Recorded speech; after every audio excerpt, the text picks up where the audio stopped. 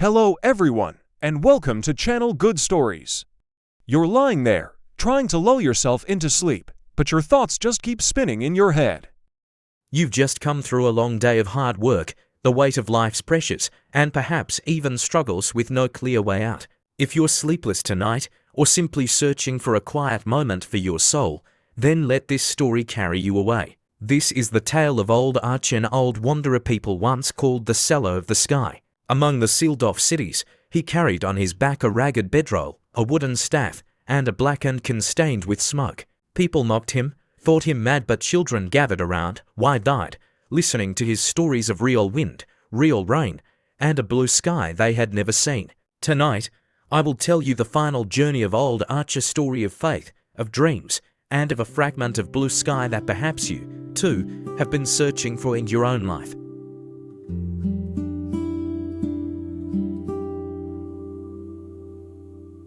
There have always been the touched, the blessers, God's poor. Such a one was old Archer Jakes, the wanderer of the plains. They say he was born on earth in 3042 and taken to Motsepa as a child, that he learned pilotage and mining. But that he was injured in a cave-in on Haretni in 3068 or thereabouts, and then his wife died in a landing accident and his child was taken from him and adopted by people he never could find. Those things are too far distant in time and space to be verified now.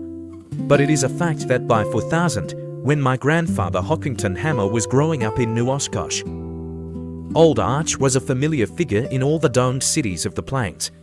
He looked ancient then, with his deformed back that people touched for luck, and his wild hair and beard, and ragged cast-off clothing. On his back he carried a roll of cloth he called his bed, though it looked like no bed any city man had ever seen.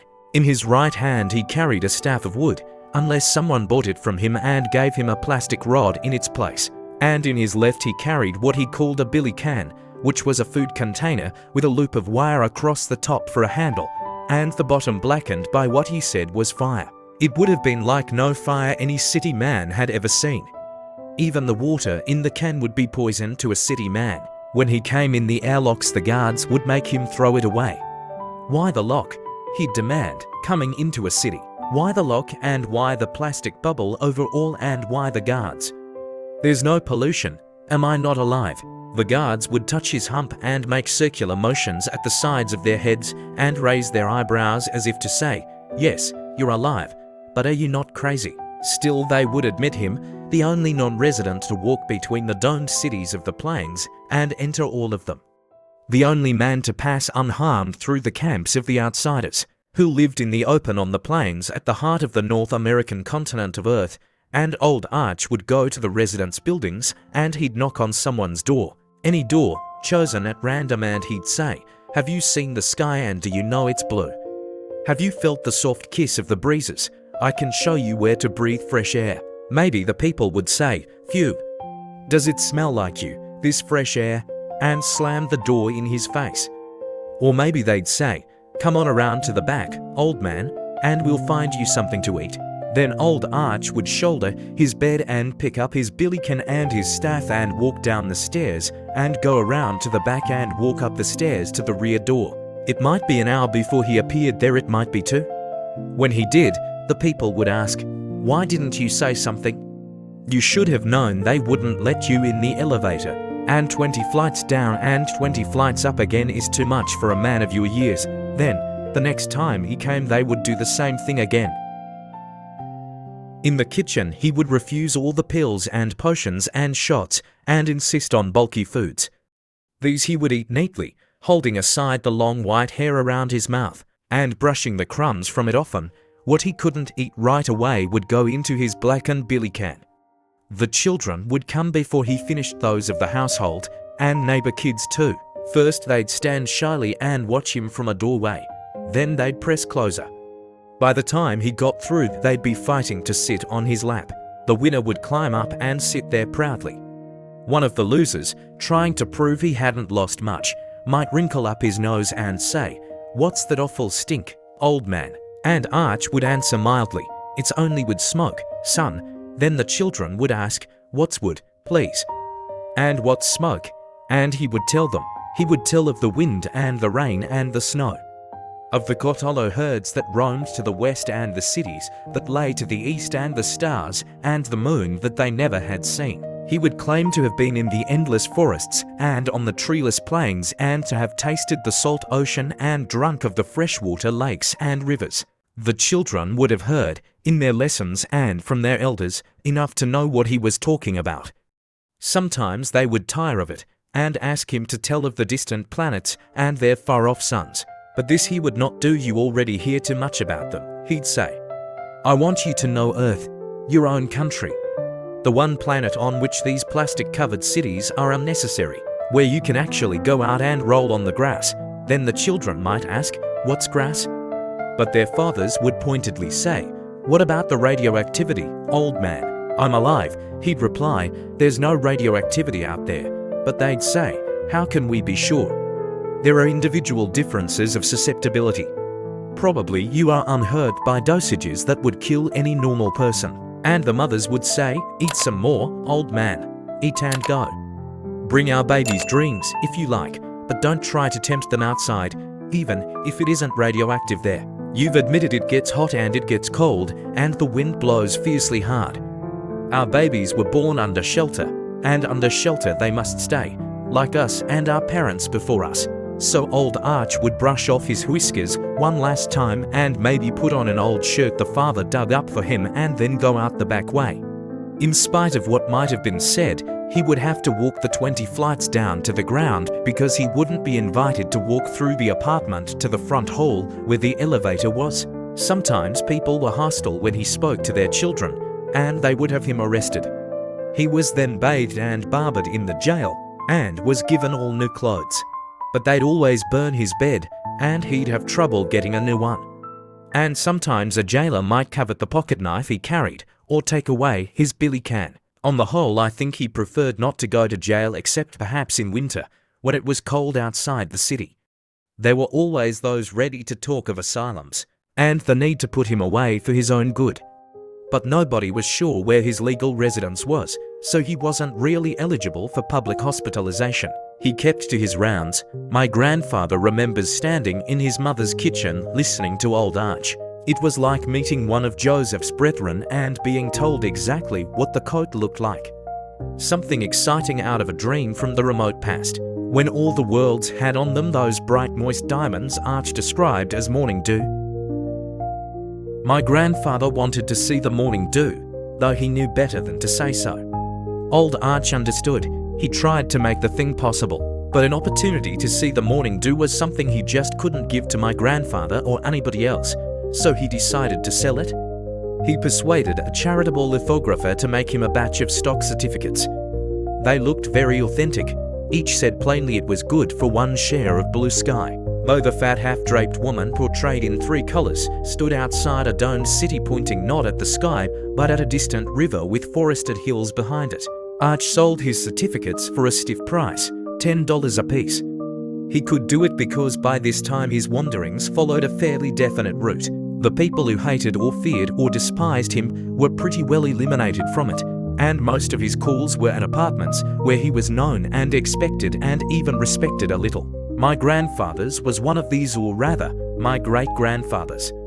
When Arch first brought his stock certificates, my grandfather was a little fellow everybody called Ham, maybe 7 years old. He had a sister named Annie who was 5. He's given me a mental picture of the two of them standing close together for reassurance, and from an open doorway shyly watching the old man eat and listening to him talk. When my great-grandfather bought a $10 stock certificate in my grandfather's name, my grandfather took it as a promise.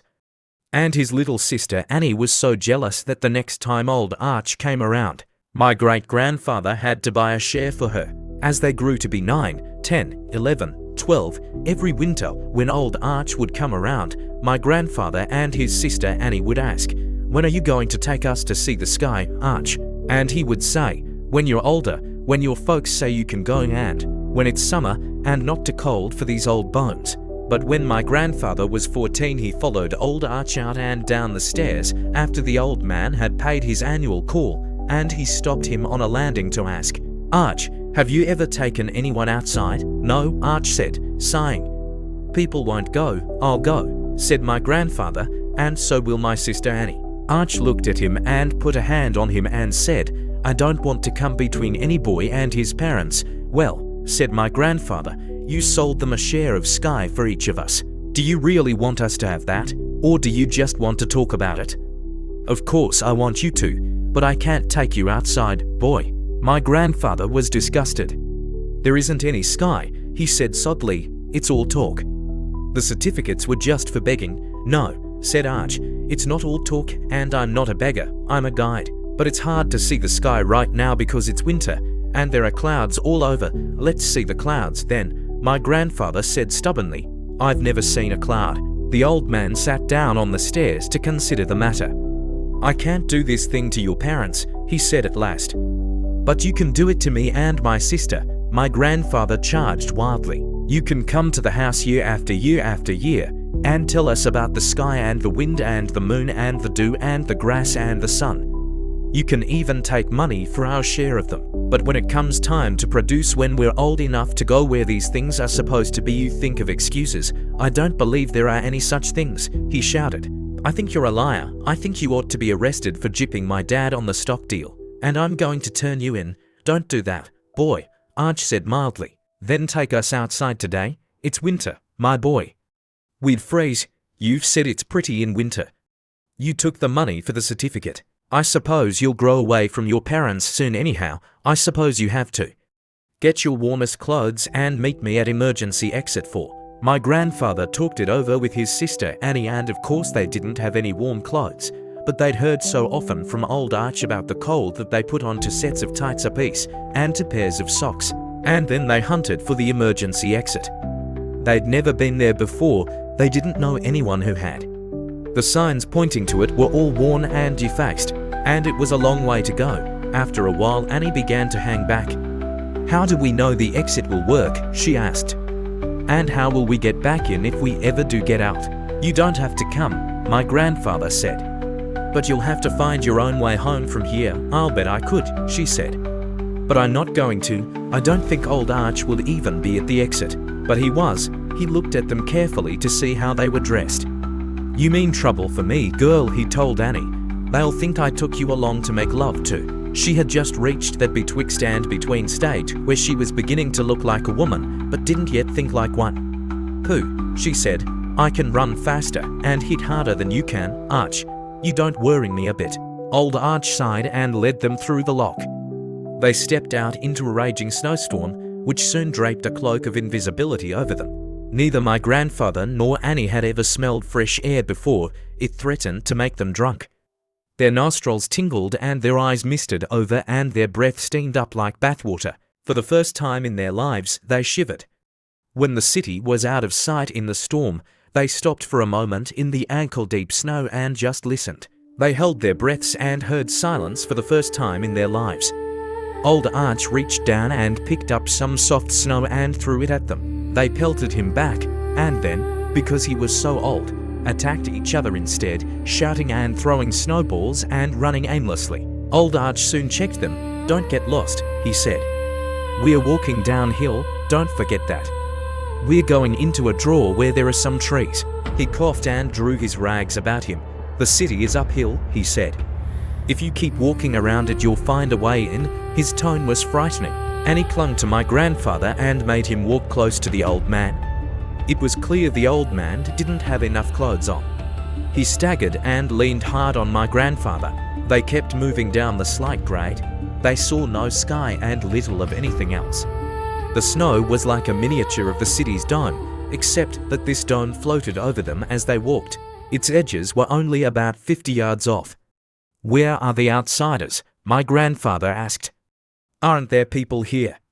"They're miles away," Arch told him, "and indoors. Only fools and youngsters are out in this blizzard." "Fools is right," Annie said tartly. "There was supposed to be sky, and there isn't."